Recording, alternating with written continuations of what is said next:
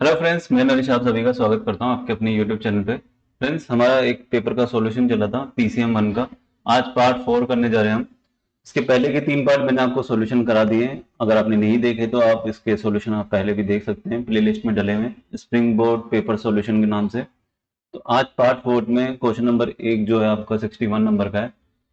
देखिए क्वेश्चन क्या कह रहा है, एम पी से 2 साल बड़ा है। तो एम जो है बड़ा है पी से, और एल जो है वो बड़ा है ओ से। ओ की आयु एल और एन की आयु का औसत है, तो ओ जो है वो बीच में रहेगा, औसत में है तो ठीक है।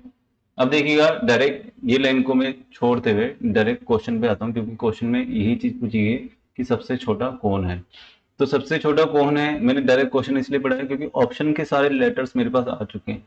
देखिए एल ओ से बड़ा है तो एल तो सबसे छोटा हो नहीं सकता, एम पी से बड़ा है तो एम भी सबसे छोटा हो नहीं सकता, ओ जो है यहाँ पे कंपैरिजन करें तो एन से बड़ा है तो ओ भी नहीं हो सकता, तो कौन हो सकता है, एन। इसका आंसर सी हो जाएगा। बढ़ते हैं अगले क्वेश्चन की तरफ। खंड दे रखे हैं आपको, सेगमेंट बोलते हैं जिसको इंग्लिश में। सी डी एम एन से छोटा है, तो हमेशा बड़े वाले को अपन रखेंगे लेफ्ट में और छोटे वालों को रखेंगे राइट में। ठीक है। एम एन टी आर से छोटा है, टी आर से छोटा हो गया। ए बी सी डी से छोटा है, सी डी से छोटा हो गया। और एम एन पी क्यू से छोटा है, एम एन जो है वो पी क्यू से छोटा है। ठीक है, ये यहाँ पे। तो सबसे छोटा खंड कौन सा है, देखिए इन दोनों के बीच में कोई कंपैरिजन नहीं है, इसलिए मैंने इसको बीच में ही रखा है। तो आप उनसे क्या पूछा गया, सबसे छोटा कौन है, तो सबसे छोटा अपन आंसर दे सकते हैं, ए भी इसका सही आंसर होगा, डी इसका आंसर कर दिया। बढ़ते हैं अगले क्वेश्चन की तरफ। देखिए ये जो क्वेश्चन है, इसमें आपको एक इक्वेशन बनानी पड़ेगी। रैंकिंग और इक्वलिटी एंड इक्वलिटी दोनों से रिलेटेड है। P इज इक्वल टू और नॉट शॉर्टर देन Q, मतलब कि P या तो बराबर है या क्या है, बड़ा है, क्योंकि शॉर्टर तो नहीं है, छोटा तो है नहीं। तो अपन सिंबल क्या लगाएंगे, ये वाला, ग्रेटर देन इक्वल टू वाला। N is as tall as P, मतलब कि ये दोनों क्या है, बराबर है। जितना P बड़ा है उतना ही N बड़ा है। M इज टॉलर देन और इक्वल टू N, M जो है वो बड़ा भी है और बराबर भी है किससे, एन से। तो ये एक इक्वेशन हमारे सामने आ गई है। हमें देखना है कंक्लूजन, निष्कर्ष क्या क्या दे रखे हैं। क्या एम पी से लंबा है, देखिए एम जो है या तो बड़ा है या बराबर है, लंबा नहीं है, तो ये वाला तो क्रॉस हो जाएगा। आगे बात करते हैं, एन इज इक्वल टू और टॉलर देन, तो क्या है, ग्रेटर देन इक्वल टू का दे रखा है, तो ग्रेटर देन इक्वल टू का साइन आ रहा है, तो ये वाला क्या हो जाएगा, सही हो जाएगा। एन और क्यू से कंपेरिजन करें तो, क्योंकि एन और पी बराबर है और पी क्या है, बड़ा या बराबर है, तो ये हमसे पूछा गया है। तो इसका आंसर क्या हो जाएगा, बी इसका आंसर हो जाएगा। बढ़ते हैं अगले क्वेश्चन की तरफ। फ्रेंड्स अगले क्वेश्चन में क्या है कि लेटर्स तो आपके पास में 4 है, लेकिन सीरीज जो है वो 2 बनेंगी। एक तो आयु की बनेगी, एज की, और एक आपकी की बनेगी रिचेस्ट पुअर की। तो मैं यहाँ पे रिच कर देता हूँ, RICH। तो देखिए आयु वाले में एक बात कर रहा है, के सबसे बड़ा है तो के को मैंने सबसे पहले रख दिया, पर सबसे निर्धन नहीं है। तो निर्धन में नहीं है मतलब कि सबसे निर्धन में, तो के मतलब लास्ट में नहीं आएगा। एम सबसे अधिक धनवान है, तो रिच में सबसे आगे कौन है, एम है, बाकी सब इसके बाद के आएंगे। पर आयु में सबसे बड़ा नहीं है, आयु में हो भी नहीं सकता क्योंकि के सबसे बड़ा है। एल आयु में एन से बड़ा है, एल जो है वो आयु में एन से बड़ा है, परंतु के से अथवा एम से नहीं। तो के तो वैसे ही नहीं हो सकता और एम से भी नहीं है, तो एम को मैं यहां ले लेता हूं। तो सीरीज क्या बनेगी, के एम एल एन, इसको पूरे के पूरे को। अब मैंने एम को यहां क्यों रखा, क्योंकि के सबसे बड़ा है आयु में, तो एज की तो हमारे पास में सीरीज बन चुकी है, सीक्वेंस बैठ चुका है कि ऐसे बैठेंगे। के एल से अधिक धनवान है पर एन से नहीं, के जो है वो एल से तो अधिक धनवान है परंतु एन से नहीं। तो ये एम सबसे अधिक धनवान यहाँ पे रखा था, एन आ गया, के आ गया और एल आ गया। तो ये आपके पास में सीरीज बन गई है। आपसे पूछा गया जा रहा है कि आयु और धनांडे, धनांडे इंग्लिश में क्या होता है कि रिचनेस। मैं आपसे आरोही क्रम पूछा, आरोही क्रम कौन सा होता है, असेंडिंग ऑर्डर। और असेंडिंग ऑर्डर से मतलब हो गया सबसे पहले बड़ा, फिर उससे छोटा, फिर उससे छोटा और फिर उससे छोटा, ये होता है असेंडिंग ऑर्डर, उल्टा ऑर्डर जिसको हम बोलते हैं। ठीक है, तो बिठा लीजिए। उल्टा ऑर्डर कैसे, एज की अगर मैं बात करूं तो एन आ जाएगा, फिर एल, फिर एम और के। सबसे छोटा, फिर उससे बड़ा, फिर उससे बड़ा और फिर सबसे बड़ा। नीचे में बात करूँ, एल आएगा, फिर के आएगा, फिर एन आएगा और फिर एम। तो देखिएगा ये सीरीज हमें सीक्वेंस कहाँ मिल रहे हैं, एन एल एम के, एल के एन एम, बी इसका आंसर हो जाएगा। बढ़ते हैं अगले क्वेश्चन की तरफ। रमेश जो है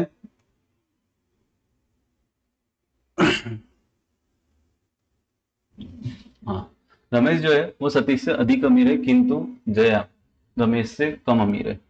तो रमेश जो है वो क्या है, सतीश से तो अधिक अमीर है, किंतु जया रमेश से कम है, अमीर है। तो ठीक है, जया कहीं है, इससे कम है।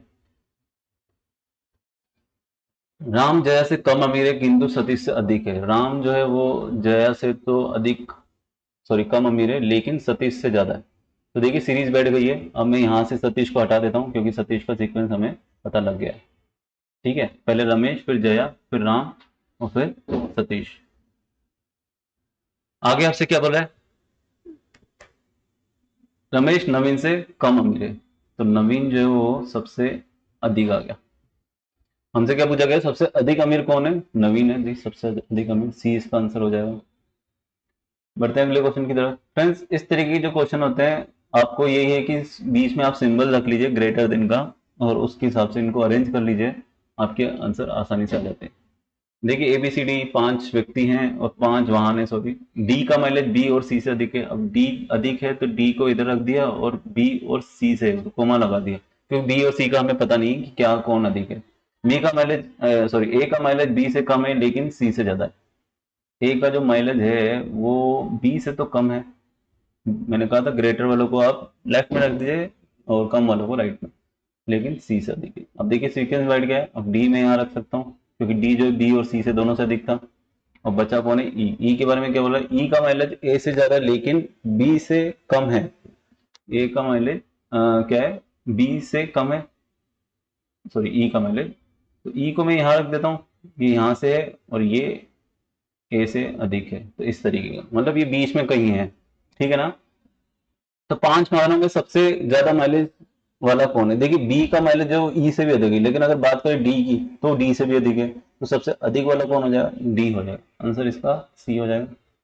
बढ़ते हैं अगले क्वेश्चन की तरफ। अगला क्वेश्चन फ्रेंड दे रखा है आपको, एक छात्र अपने कक्षा अध्यापक को तलाशते हुए 110 मीटर पूर्व में चलता है। तो 110 मीटर पूर्व की तरफ चल रहा है, इसको चला दो पूर्व की तरफ, 110 मीटर।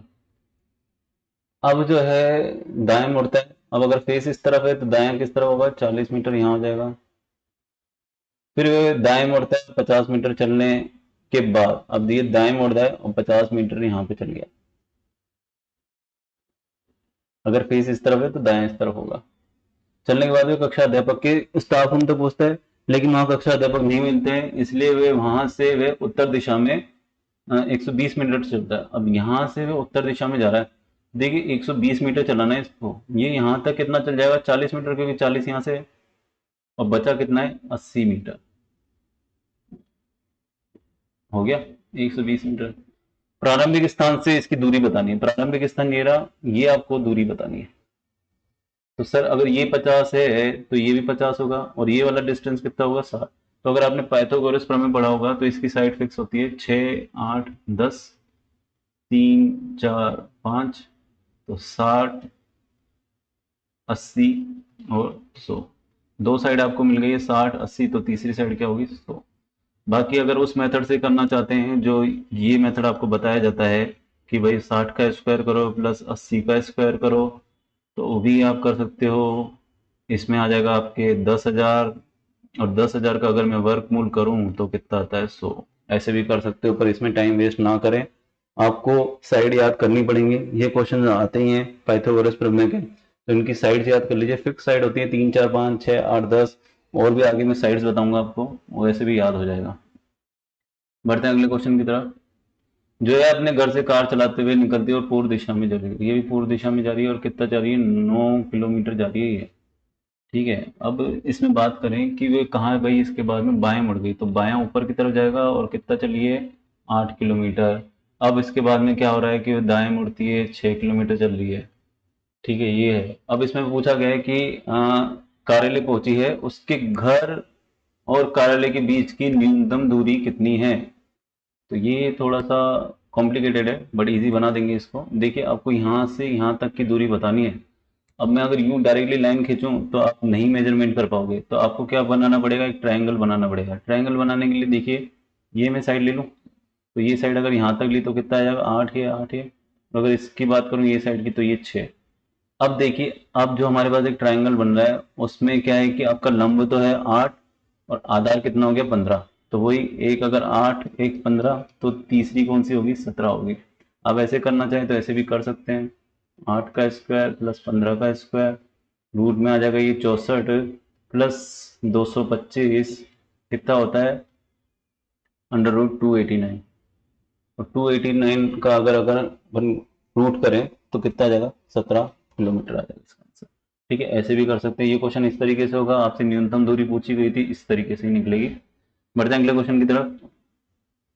मयंक पश्चिम 20 किलोमीटर यात्रा करता है, पश्चिम में जा रहा है, ये हेरा पॉइंट है, ये जाया सीधा और ये कितना गया 20 किलोमीटर। फिर वह बाएं मुड़ता है, अगर इस तरफ फेस है तो बायां किस तरफ होगा, नीचे की तरफ। और कितना चला है 12। इसके बाद वो चल रहा है बाएं मुड़ रहा है, अब इस तरफ फेस है तो बायां किस तरफ होगा, इस तरफ। और कितना चला है देखिए 55 किलोमीटर चला है, तो यहां तक तो कर लीजिए 20, और 20 के बाद कितना बच गया 35। ये जो लाइन आएगी ये कितनी आएगी 12। आपसे यही पूछा गया होगा कि प्रारंभिक स्थान से कितना दूर है। तो देखिए थोड़ा सा माइंड लगाइए, 12 का स्क्वायर के पीछे यूनिट डिजिट क्या आ रहा है 2, और 2 का अगर मैं स्क्वायर करूं तो कितना आ गया 4। यहां तक बात समझ में आ रही है आपकी, मेरे हिसाब से समझ में आ रही होगी। 35 की अगर मैं बात करूं यूनिट डिजिट कितना है 5, 5 का अगर मैं स्क्वायर करूं तो 25 आता है, और 25 का यूनिट डिजिट क्या हो गया 5। ठीक है, आ रही है बात समझ में। अगर मैं 4 और 5 का योग कर लूं जो कि हमारे यहाँ पर टोटल होता है, तो टोटल करेंगे तो कितना आ गया 9। और 9 किस किस के वर्ग में आता है, एक तो आपके आता है 3 के में, है ना, और एक आता है आपके 7 के में। 3 जिसका यूनिट डिजिट है वहां पर मेरे को एक ही संख्या दिख रही है 23। तो बताइए ये 12 ये 35, तो क्या ये 23 हो सकती है, नहीं हो सकती, क्योंकि कर्ण बड़ा होता है। तो 7 अगर यूनिट डिजिट में बात करें तो 27 भी नहीं हो सकती, क्योंकि ये 12 35 तो इन दोनों से बढ़कर के ही होगी, तो इन दोनों से बढ़कर के कौन सी है। तो ये कैलकुलेशन ना करने की वजह, आप अगर यूनिट डिजिट से खेल जाएंगे तो ये आपका आंसर बहुत शानदार तरीके से आ जाएगा। यूनिट डिजिट से खेलना आना चाहिए। आपको क्या करना है कि जितने भी लास्ट के डिजिट होते हैं उनका वर्क करके चेक करना होता है, और ये प्रैक्टिस से ही आता है। देखिए इतना जल्दी नहीं आता है, अभी मैं समझा रहा हूँ आपको शायद नहीं है, आगे अगर आप इसकी प्रैक्टिस करेंगे तो आपको ये शायद समझ में आ जाएगा। बढ़ते हैं अगले क्वेश्चन की तरफ। अमित तथा चिंटू एक ही बिंदु से चलना प्रारंभ कर रहे हैं। अब देखिए इनमें डायरेक्शन नहीं बताया कि कौन से डायरेक्शन में जा रहे हैं, बट ये जरूर बताया कि दोनों विपरीत में चल रहे हैं। तो मैं इसको ऐसे चला लेता हूँ, अमित को तो यहाँ चला लेते हैं, ये अमित है, और चिंटू को यहाँ चला लेते हैं, ये चिंटू है, क्योंकि विपरीत दिशा में तो जा रहे हैं। 20 ये चला है, 20 ये चला है। इसके बाद में अगर मैं बात करूं अमित तो मुड़ रहा है बाईं ओर, तो अगर मेरा फेस इस तरफ है तो मेरा बायां किस तरफ होगा, इस तरफ होगा। और चिंटू चल रहा है बाईं ओर, तो चिंटू भी चल गया बाईं ओर। ये भी 20 ये भी 20। आपको बताना है कि इन वे एक दूसरे से कितनी दूरी पे, ये डिस्टेंस आपको बताना है। ठीक है, तो ये 20 ये 20, तो ये कितना होगा, इसका तो कैलकुलेट करना पड़ेगा क्योंकि ये आपके शायद फिक्स नहीं है ये चीजें। तो ये 20 का स्क्वायर है प्लस 20 का स्क्वायर, और इसको कर देंगे अंडर रूट, तो ये आ जाएगा 400 प्लस 400 बराबर आपके आ गया 800। अब 800 का आपको वर्ग नहीं आ रहा तो इसके फैक्टर कर लीजिए। फैक्टर मतलब क्या होता है, गुणनखंड आपने किए होंगे, 2 × 4 × 100। तो 4 बाहर आ गया, कितना आ गया 2, और 10 बाहर आ गया, 100 बाहर आ गया तो कितना आएगा 10, और अंदर अंडर रूट 2 रह गया। तो 2 × 20 √2। यहाँ तक बात समझ में आ रही है। 800 को मैंने फैक्टर कर दिया, 2 × 4 × 100, 2 × 10, क्योंकि 4 का स्क्वायर बाहर निकाला 2, 100 का स्क्वायर मैंने 10। ठीक है, ये 20। अब ये डिस्टेंस है यहाँ पे 20 √2। अगर एक और डिस्टेंस यहाँ पे 20 √2 और जोड़ दूंगा तो कितना आ जाएगा, ये बराबर आ जाएगा आपके 40 √2। डी आंसर हो जाएगा। क्लियर है, बढ़ते हैं अगले क्वेश्चन की तरफ।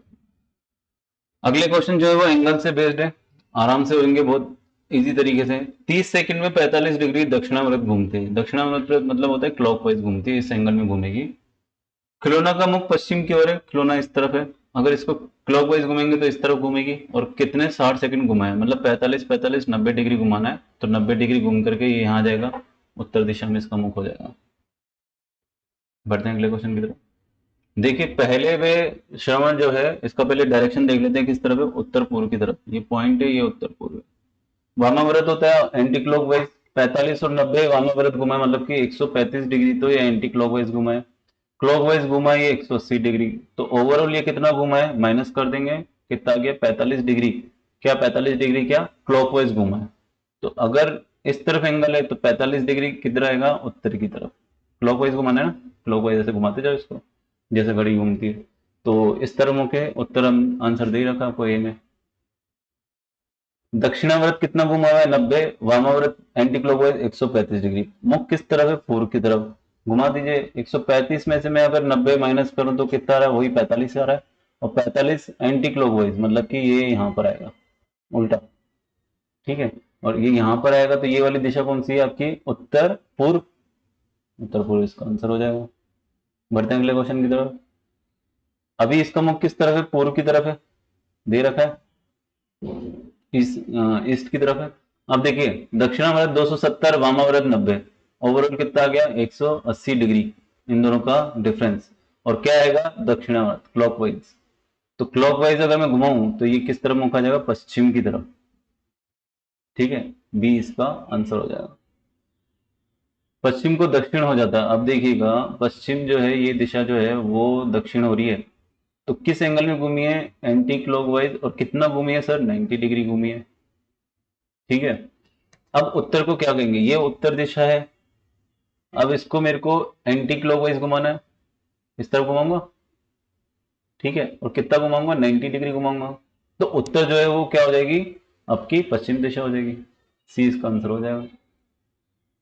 उत्तर पश्चिम, उत्तर पश्चिम को क्या कहा गया है, उत्तर कहा जाता है। तो आप बता सकते हैं कितना एंगल घुमा है, 45 डिग्री घुमा है सर। अब 45 डिग्री किस एंगल में घुमा है, क्लॉकवाइज घुमा है। अब पश्चिम को क्या कहा जाएगा, ये पश्चिम है, इसको क्लॉकवाइज घुमाई है, तो पश्चिम को क्या कहा जाएगा, उत्तर पश्चिम कहा जाएगा। बी इसका आंसर हो जाएगा। दक्षिण पूर्व उत्तर बन जाता है, ये रही आपकी दक्षिण पूर्व की दिशा, और ये बन गई है उत्तर दिशा। तो ये कितना एंगल घुमा है, 135 डिग्री घुमा है सर।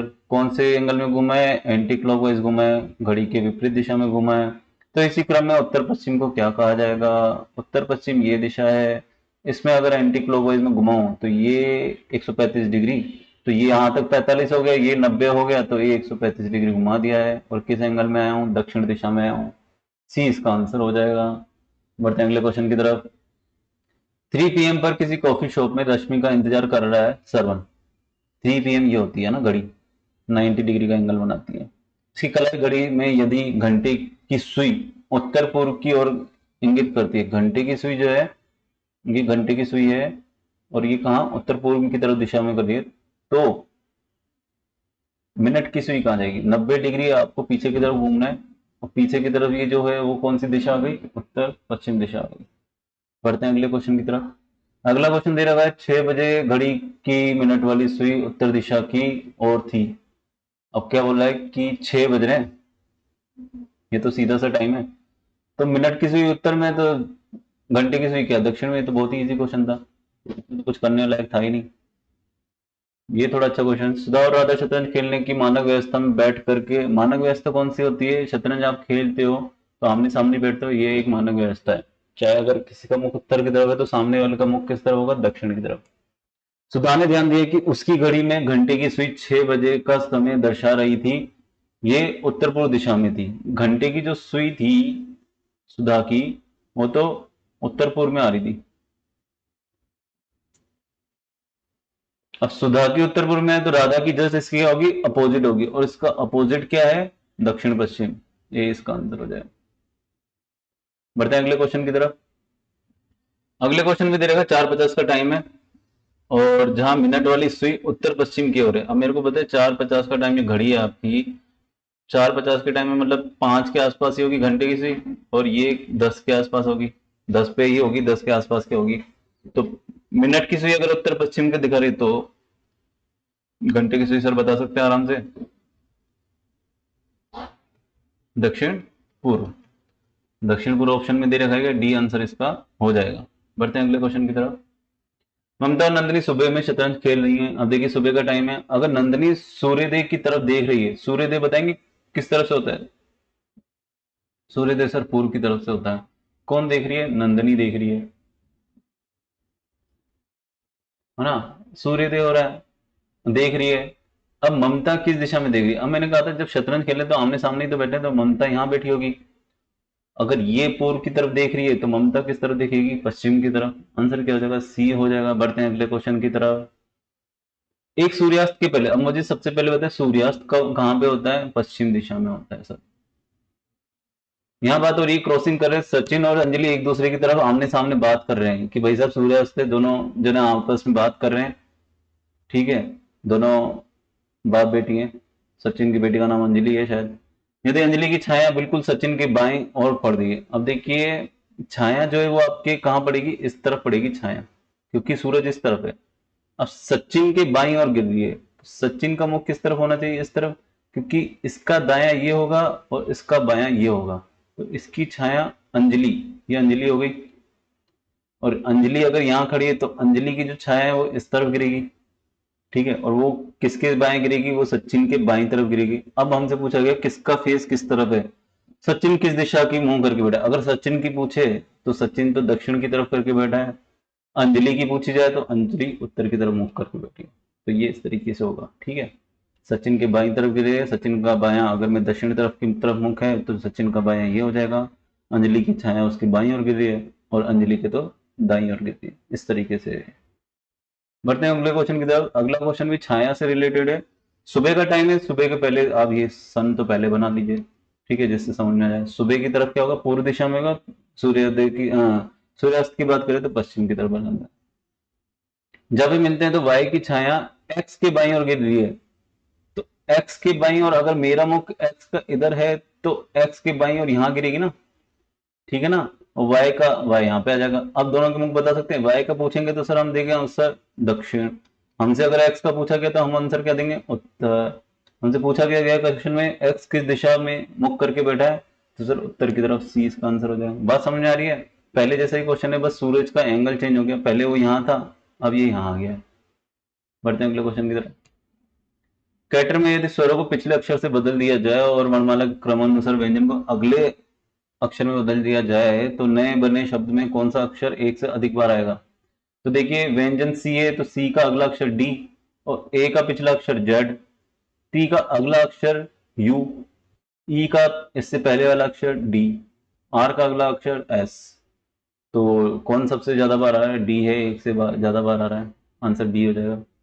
भाई डी तो इसमें रिपीट हो रहा है, लेकिन डी कहां पे दे रखा है? बी में दे रखा है, ठीक है ना। लॉजिकल रीजनिंग से रिलेटेड आ गए क्वेश्चन। क्या सार्वजनिक स्थानों पर पान खाना दंडनीय होना चाहिए? जरूर होना चाहिए, हर कोई परेशान होता है पान खाने वाले लोगों से। अगर आपको भी आदत है तो आपको शायद ये सही लग रहा होगा, लेकिन जिसको दिक्कत होती है वो तो दिक्कत है, गंदगी सब जगह फैलती है, पान खाकर लोग थूकते रहते हैं, और ये देखिए दे रखा है, हाँ लोग पान खाने के बाद थूकते हैं और सार्वजनिक स्थान को गंदा करते हैं, तो ये वाला तो पूरी तरीके से सही है। नहीं, भारतीय को पान खाना पसंद है, तो पसंद है तो इसका मतलब ये थोड़ी ना है कि गंदगी फैलाएंगे, तो ए इसका आंसर हो जाएगा। क्या रॉक शो का पर्यटन स्थलों पर आधी रात तक चलाने की अनुमति दी जानी चाहिए? देखिए पर्यटन व्यवस्था की बात की जा रही है, पर्यटकों की बात की जाती है, तो हर स्टेट हर कंट्री का ये रहता है कि कैसे पर्यटक ज्यादा से ज्यादा बढ़ाए जाए और उसका सबसे ज्यादा सही तरीका क्या हो सकता है, तो यही एक पूछा गया कथन, आपको तर्क पे बात करनी है। हाँ, रोक शो के कारण अधिक पर्यटक आते हैं, पर्यटन स्थानीय अर्थव्यवस्था, आप देखिए कितनी बढ़िया बात बोली गई, स्थानीय अर्थव्यवस्था के लिए बढ़िया होते हैं, इसलिए हमें पर्यटक की बहुत अधिक आवश्यकता है, तो पहला तो चाहिए नहीं, पर्यटन के कारण स्थानीय परंपराओं को नुकसान पहुंचता है, तो ये तो बात गलत है कि भाई हमें तो सबसे ज्यादा ये होता है कि पर्यटक ज्यादा से ज्यादा है, अगर ये सोचे कि भाई ये स्थानीय परंपराओं को नुकसान पहुंचाएंगे फिर तो कोई भी पर्यटक आएगा ही नहीं, तो इसलिए पहला ही ज्यादा सही है, यदि केवल तर्क ए मजबूत है। बढ़ते हैं अगले क्वेश्चन की तरफ। राजमार्गों के पास शराब की बिक्री पर क्या प्रतिबंध लगाया जाना चाहिए? जो हाईवे पे आपके ठेके दिखते होंगे, क्या उन पे प्रतिबंध होना चाहिए क्या? तो देखिए तर्क की बात करते हैं, क्योंकि ये इतनी तरीके से भी बहुत बड़ी बात नहीं कि इसको बंद करना ही चाहिए, और इतनी छोटी बात भी नहीं कि इस पे विचार विमर्श ही नहीं किया जाए।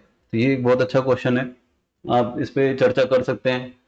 ठीक है, तो तर्क की बात करते हैं। नहीं, लोगों को निर्णय लेने की स्वतंत्रता होनी चाहिए क्योंकि ये उनका मौलिक अधिकार है। पूरी तरीके से ये मौलिक अधिकार में हमारी ये चीजें आती हैं कि हम शॉप भी खोलें, खरीदना नहीं खरीदना सामने वाले की मर्जी है। ठीक है, हाँ 90% सड़क दुर्घटना में ड्राइवर जो कि शराब के प्रभाव में आते हैं वे शामिल हैं, ये भी बात सही है, क्योंकि जितने भी एक्सीडेंट होते हैं वो शराब के कारण होते हैं मोस्ट ऑफ। तो गाड़ी दारू पी करके चलाते हैं और एक्सीडेंट होते हैं, दोनों ही यहाँ पे तर्क सही माने जाएंगे। तो यदि दोनों तर्क फर्स्ट और सेकंड मजबूत है, ऐसी भी चीजें कथन आ जाते हैं जिसमें आपकी दोनों ही बातें सही बैठ जाती हैं। बात करते हैं अगले क्वेश्चन की। कोडिंग डिकोडिंग से रिलेटेड आ गया है। पेन की अगर मैं बात करूं, पी आता है 16 पे, ई आता है आपके 5 पे, एन आता है 14 पे। इनका टोटल करें तो कितना हो गया 35। माइनस में अगर मैं बात करूं 10 की अगर अपन बात करें तो 20, 1 और 14। इनका टोटल कितना हो जाता है 20, 1, 14 का, ये भी 21, 21 और 14 हो गया 35। तो 35 माइनस 35 कितना आ गया 0, तो 0 लिखा जाता है। तो सर हमें कोडिंग समझ में आ गई है, अब हम इसको डिकोड कर सकते हैं। डी 4 पे, ई 5 पे, एन 14 पे, कितना हो गया टोटल 9 और 14, कितना हो गया 23। ठीक है, सीओबी की बात करें 3, 15 और 2, ये हो जाता है 20, और 23 माइनस 20 आपके 3 आ जाता है, 20 का आंसर हो जाएगा। बढ़ते हैं अगले क्वेश्चन की तरफ, जल्दी जल्दी करेंगे अब ये क्वेश्चन क्योंकि ज्यादा कुछ है नहीं। टी जो आता है आपके 20 पे, आई आता है 9 पे, आर आता है आपके 18 पे, ई आपके आता है 5 पे, डी आपके आता है 4 पे। तो अगर मैं इसका टोटल करूं तो क्या मेरे पास 56 मिल सकते हैं क्या? 5 और 4 9, 9 और 18 27, 27 और 9 आपके होते हैं 36, 36 और 20 हो गए आपके 56। 56 सही बैठ गया, डिकोड कर दिया, ब्रेन चेक करने की जरूरत नहीं है, आप लेजी भी आ जाइए सीधा। एल आता है आपके 12 पे, ए आता है आपके 1 पे, जेड आता है आपके 26 पे, वाई आता है आपके 25 पे। 26 और 26 आपके हो जाते हैं, कितना हो गया आपके ये 54, 54 सॉरी 26 और 26 ही आपके 52, 52 और 12 आपके हो गए 64। 64 इसका ए सही आंसर हो जाएगा। बढ़ते हैं अगले क्वेश्चन की तरफ। अगला क्वेश्चन दे रखा है आपको कस्टम का। अब देखिए बात करें कस्टम और यूसीटीएसएम हो तो कोई भी प्लस माइनस नहीं, लेटर्स को बस तोड़ा मोड़ा है, CUSTOM। अगर यहां से बात करें UC तो ये ऐसे और ऐसे रखे गए, यहां से बात करें TS तो ये ऐसे रखे गए, यहां से बात करें MO तो ये ऐसे, तो PA रखा गया तो यहाँ पर AP रखा जाएगा, ये ऐसे और AP और एक ऑप्शन में D में। पूरा मत बिठाइएगा, टाइम वेस्ट मत कीजिए, आंसर आ रहा है टिक करके आगे बढ़िए। बढ़ते हैं अगले क्वेश्चन की तरफ, देखिएगा फादर दे रखा है और ये भी F से स्टार्ट हो रहा है। अगर मैं बात करूं, ये F एज इट इज रखा गया है, ये T भी एज इट इज रखा गया है और ये E भी एज इट इज रखा गया है। ठीक है, तो अपने को क्या करना है, एज इट इज जो रखने हैं वो S, फिर S और फिर E। ये तो हमने 3 लेटर स्थान अपन ने फिक्स कर लिए जो कि ये ऑप्शन में तीनों में दे रखे हैं। आगे बात करें ए से, अगर बात करें बी की तो सर समझ में आ रहा है +1 हो रहा है, आई नो तो 9 के बाद 10 जे, टी 20 पे आता है और टी का अगर आगे करें 21 पे तो यू आता है, आर अगर 18 पे आता है तो नेक्स्ट 19 पे एस। ठीक है, ये ऑप्शन देखिए कहाँ बैठ रहा है, SJSUES डी पे बैठ रहा है। बढ़ते हैं अगले क्वेश्चन की तरफ। अगला क्वेश्चन दे रखा है बीट का 25, 22, 26, 7, तो अपोजिट लेटर का नंबर रखा गया है। बी का अपोजिट क्या होता है आपके, बी का अपोजिट होता है बॉय, वाई से 25 आता है तो अपोजिट का रखा गया है। ऐसे ही रस्ट में भी देखिए आर का अपोजिट 9 दे रखा है आपको, इंडियन रेलवे। ठीक है, सर ने याद भी कराएंगे, ऋषि सर ने, कि अपोजिट इस तरीके से याद कर सकते हैं। अगर याद नहीं रखते हैं तो सबसे इजी तरीका है 27 में से उसकी पोजीशन वैल्यू माइनस कर दीजिए। जैसे 27 से आर की पोजीशन वैल्यू याद होगी 18, 27 में से 18 गए तो 9 बचते हैं, तो 9 यहाँ पे रखा हुआ है, तो ऐसे भी कर सकते हैं। बाकी देखिए बी का 25 मेरे को यहाँ मिल ही गया है, यू अगर 21 पे आता है तो 6, 25 और 6 यही एक ऑप्शन है, डी इसका आंसर हो जाएगा। बढ़ते हैं अगले क्वेश्चन की तरफ। देखिए यहाँ यू का भी दे रखा है कोड, तो अगर कोड देखना चाहो तो फ्रेंड्स बढ़ते हैं अगले क्वेश्चन की तरफ। अगला क्वेश्चन आपको दे रखा है MONKO को दे रखा है 57637, कैसे करेंगे देखिएगा। देखिए एम का अगर आपको दे रखा है कोड 5, ओ का दे रखा है कोड 7, तो देखिए बीच में क्या था एन, और एन का कोड क्या हो जाएगा 6। एम से पहले बात करें तो क्या आता है एल, और एल से पहले बात करें तो के आता है, और के का कोड आपको यहाँ पे दे रखा है 3, इसका मतलब एल का कोड क्या आ जाएगा 4। ठीक है, बात करते हैं ओ की, तो ओ का कोड तो वही 7 ही रहेगा।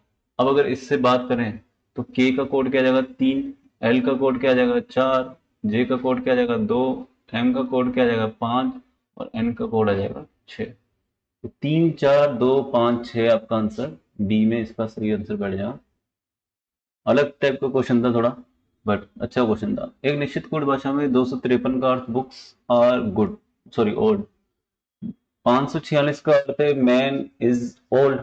अब देखिए इन दोनों में कॉमन क्या है, ओल्ड कॉमन है, और इन दोनों में नंबर कौन सा कॉमन है 5, ओल्ड का कोड तो हो जाएगा 5। बाय गुड बुक्स, इन दोनों में कॉमन क्या है बुक्स, ठीक है, और इन दोनों में नंबर कौन सा कॉमन है, इन दोनों में नंबर कॉमन है 3 कॉमन है इन दोनों में, दिख गए। तो बुक्स का कोड हो जाएगा 3। आपसे पूछा गया आर का कोड, तो जो बच गया वो आर का कोड है, और बच गया 2, 20 का आंसर हो जाएगा। बढ़ते हैं अगले क्वेश्चन की तरफ। पहले जैसे क्वेश्चन है 481 का अर्थ दे रखा है स्काई इज ब्लू, 246 का आंसर दे रखा है सी इज बी, दोनों में कॉमन बताइए क्या इज, और दोनों में कॉमन क्या इज, दोनों में नंबर कौन सा कॉमन है 4, दोनों में नंबर कौन सा 4, और 6 9 8 का अर्थ है सी। अब दोनों में कॉमन क्या आ रहा है यहाँ पे सी, और यहाँ भी सॉरी, अगर आपने पूछा क्या क्या ब्लू का, तो अपन इन दोनों की बात कर लेते हैं। इन दोनों में कॉमन क्या है ब्लू, इन दोनों में कॉमन क्या है ब्लू, और इन दोनों में नंबर कौन सा कॉमन है 8, इसमें भी कॉमन है 8, तो इसका आंसर ए हो जाएगा। बढ़ते हैं अगले क्वेश्चन की तरफ। पैटर्न को देखिए दे रखा है NRETTAP, पैटर्न दे रखा है। अगर मैं बात करूं तो सेम से लेटर्स मेरे को अगले वाले में भी मिल रहे हैं, कैसे P A T, फिर T, फिर E, फिर R, फिर NRETTAP। अब बात करते हैं मेंशन की। मेंशन में N सबसे लास्ट में आएगा, और N सबसे लास्ट में दे रहेगा सी ऑप्शन में, तो ज्यादा आप दिमाग मत लगाइए, आंसर देख करके सी आगे बढ़ती है। बढ़ते हैं अगले क्वेश्चन की तरफ। रेन का दे रखा है TCKP, तो आर से टी गया मतलब कि +2, ए से सी पे गया +2, आई से के पे गया फिर +2 हो गया, और एन से पी पे गया तो भी +2 हो गया। तो ऐसे +2 करते जाइए। सी से +2 करूंगा तो ई सब में दे रखा है। एल में +2 किया तो 12 तो 14 हो जाता है। ई और एन किस किस में दे रखा है, इसमें भी दे रखा है और इसमें भी दे रखा है। ओ से +2 किया तो ओ 15 और एन 17, तो क्यू आता है 17 पे, तो ए आंसर हो जाएगा, ये हो जाएगा क्रॉस। ठीक है, बढ़ते हैं अगले क्वेश्चन की तरफ। अगला क्वेश्चन तो मिरर का है। यहाँ पे मिरर रखा गया है, तो इसको जस्ट पलट दीजिए, ये चौकोर तो पहले आ जाएगा और ये एरो यहाँ आ जाएगा। तो ये चौकोर एरो किस में दे रखा है, ए में दे रखा है, आंसर ए हो जाएगा। फिर यहाँ से पलट दीजिए, ये 2 पत्तियां तो यहाँ बन जाएंगी, और यहाँ से अगर बात करें तो ये 3 पत्तियां यहाँ बन जाएंगी, और ये किस में दे रखा है, बी में दे रखा है आपको आंसर। डी तो इसका एज इट इज डिजाइन दिया हुआ है। तो ये यहाँ पर पेपर आपका कंप्लीट हो गया है। तो फ्रेंड्स, अगर आपको किसी क्वेश्चन में दिक्कत आ रही है या कोई क्वेश्चन आपको नहीं समझ में आ रहा है तो वो कमेंट सेक्शन में मुझे बताएं। चैनल को अगर आपने सब्सक्राइब नहीं किया तो इसे सब्सक्राइब भी कर लीजिए। मिलते हैं अपन अगले वीडियो में, और भी अच्छे अच्छे वीडियोस इसी चैनल पे आते रहेंगे। तब तक के लिए हमारे साथ बने रहिए आप। धन्यवाद। शुभ दीपावली।